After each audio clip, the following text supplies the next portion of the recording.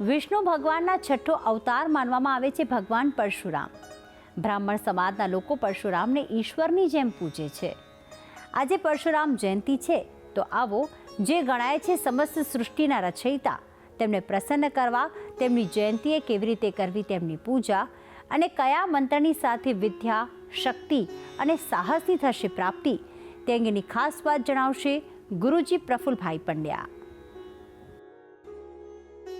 ઇદમ વિષ્ણુ ચક્રમે ત્રેધાની દધે પદમમાં સમૂઢમાં ઘુસુરે સ્વાહા. જય ભગવાન મિત્રો, હું છું પ્રફુલભાઈ પંડ્યા. ભક્તિ સંદેશ કાર્યક્રમની અંદર આપનું સ્વાગત છે. ભગવાન પરશુરામ ભગવાનની જયંતિ છે અને જ્યારે પરશુરામ ભગવાનનો જન્મોત્સવ જ્યારે આપણે મનાવતા હોઈએ ત્યારે ભગવાનની પૂજા કરવાનો વિશેષ મહત્વ છે. પરશુરામ ભગવાન એવું કહેવાય છે કે વિષ્ણુ ભગવાનનો અવતાર છે અને શાસ્ત્રમાં એવું લખ્યું છે કે મત્સ્યકુર્મ વરાહમ ચ નારસિંહમ ચ વામનમ રામમ રામમ રામકૃષ્ણમ બધા કલ્કે નમામ્યહમ. વિષ્ણુ ભગવાનના જે અવતાર છે, જેમાં ભગવાનનો મત્સ્ય અવતાર, કુર્મ અવતાર, મત્સ્ય એટલે કે ભગવાન માછલીનો અવતાર ભગવાને લીધો હતો. મત્સ્ય કુર્મ કહેતા કાચબાનો અવતાર.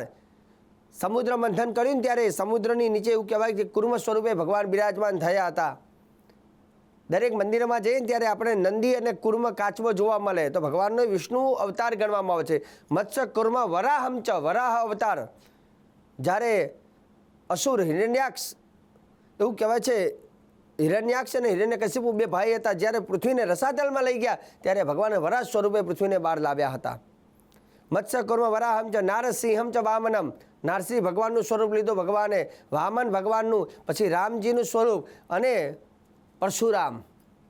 રામમ રામમ રામકૃષ્ણમ, પછી કૃષ્ણ ભગવાન. આ ભગવાનના જે દશાવતાર છે એની અંદરથી પરશુરામ ભગવાન એ ભગવાન વિષ્ણુ ભગવાનનું અવતાર ગણવામાં આવે છે.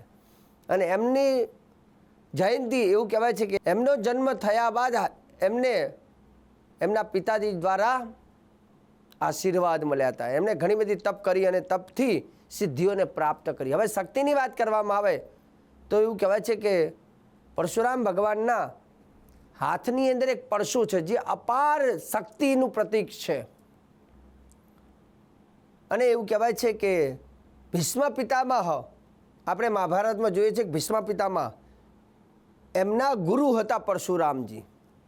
દ્રોણાચાર્ય જે અર્જુનના ગુરુ હતા, અને અર્જુનના ગુરુ દ્રોણાચાર્ય અને એમના ગુરુ પરશુરામ ભગવાન. ગણેશ પુરાણમાં પણ પરશુરામ ભગવાનનો ઉલ્લેખ જોવા મળે છે, રામાયણમાં પણ છે અને મહાભારતમાં પણ તમને જોવા મળશે. ગણેશ પુરાણની અંદર એવું કહેવાય છે કે જ્યારે પરશુરામજી ભગવાન શિવજીને મળવા જાય છે ત્યારે એવું કહેવાય છે કે ગણેશજી એ જવાની ના પાડે છે. તે વખતે ગણેશજી અને પરશુરામજી ભગવાન વચ્ચે યુદ્ધ થાય છે અને ત્યારે એવું કહેવાય છે પરશુ દ્વારા ગણેશજીનો દાંતને તોડવામાં આવે છે, એટલે ગણેશજીને એકદંત તરીકે ઓળખવામાં આવે છે. તો એવું કહેવાય છે કે પરશુરામ ભગવાનની પૂજા કરવાથી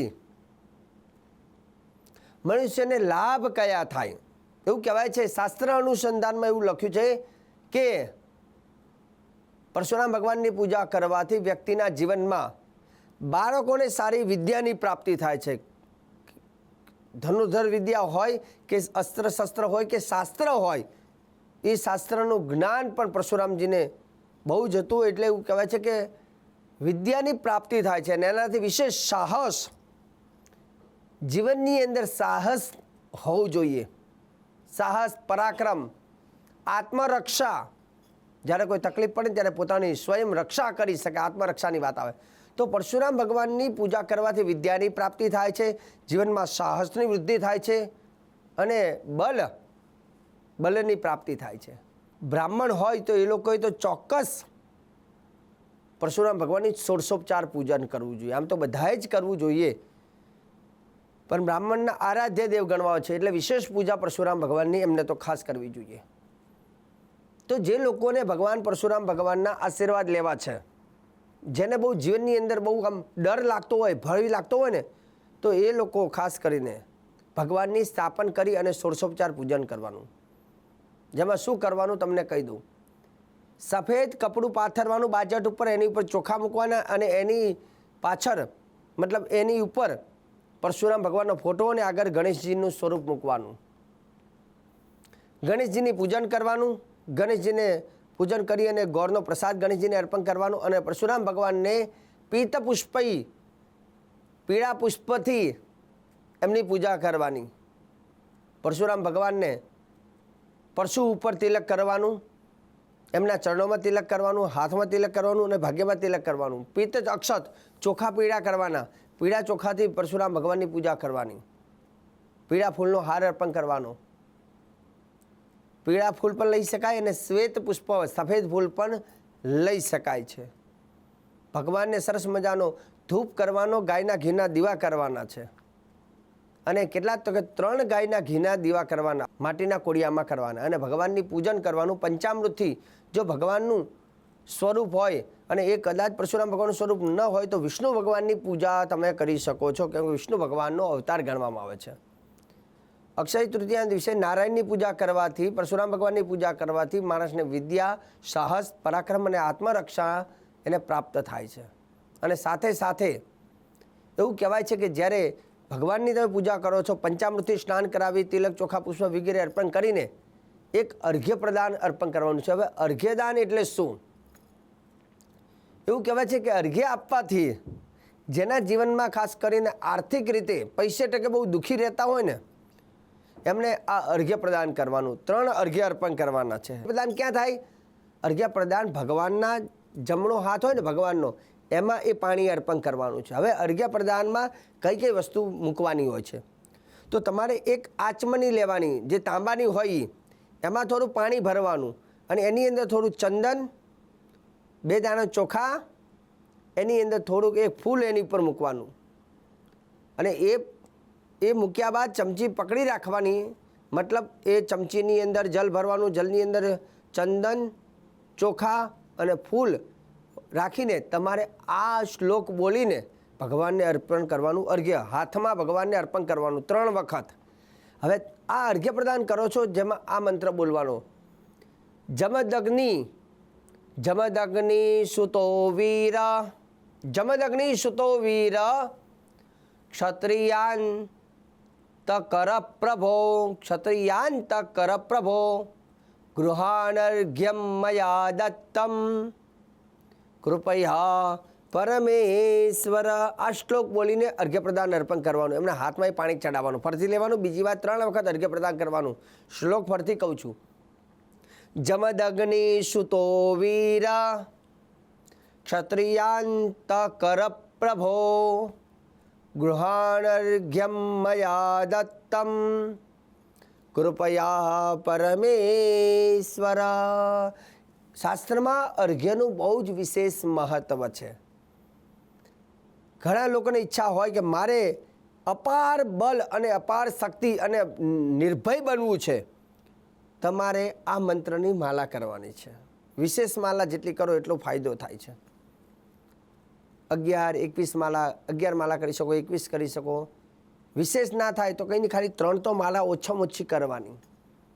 અને આ જે મંત્ર કહું છું તે ભગવાન પરશુરામ ભગવાનનો પરશુરામ ગાયત્રી મંત્ર છે. ભગવાન પરશુરામ ગાયત્રી મંત્ર આ છે. ઓમ લખી લેજો: ઓમ જામદગ્નાય વિદ્મહે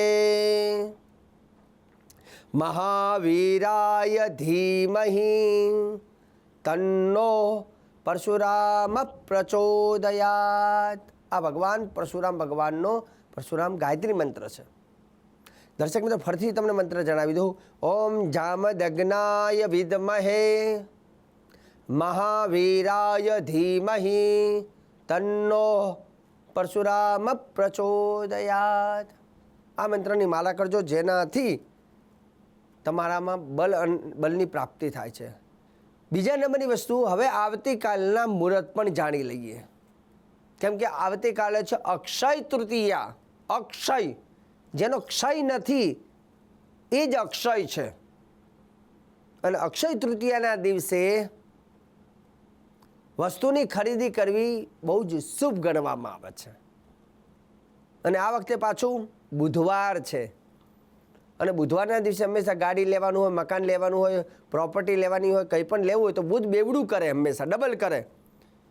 તો આવતીકાલે અક્ષય તૃતીયા અને એમાંય પાછો બુધવાર, શ્રેષ્ઠ દિવસ, શ્રેષ્ઠ વાર અને એમાંય હું આપું છું હવે શ્રેષ્ઠ સમય.